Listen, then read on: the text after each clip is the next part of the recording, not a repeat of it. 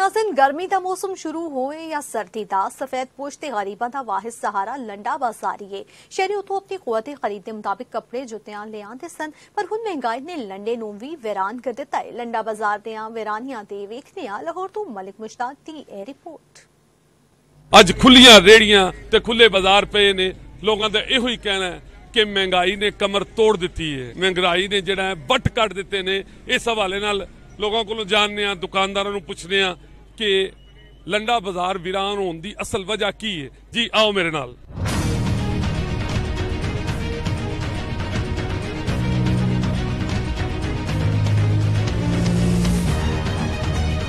मौसम बदल गया, पहनावे भी बदल गए। गरीबा ने गर्मी आन ते लंडे दा रुख कर लिया, पर हुण लंडा भी सफेद पोशां दे हथों खुस गया।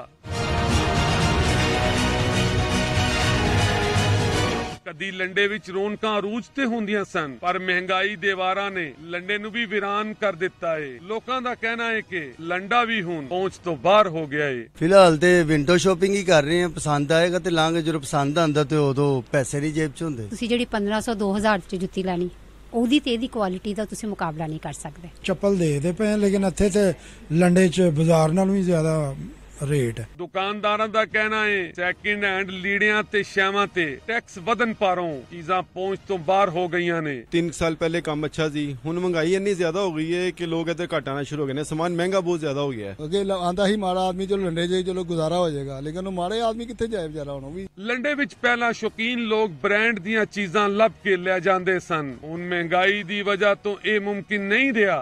गाहकां दा ते दुकानदारां दा कहना है कि हुकूमत नूं चाहीदा है कि कम अज कम लंडे दे रेट घटाए जान, ताकि गरीब ते सफेद पोश लोग आसानी नाल अपनी जिंदगी गुजार सकन। कैमरामैन कुमेल दे नाल मलिक मुश्ताक, सन न्यूज़, लाहौर।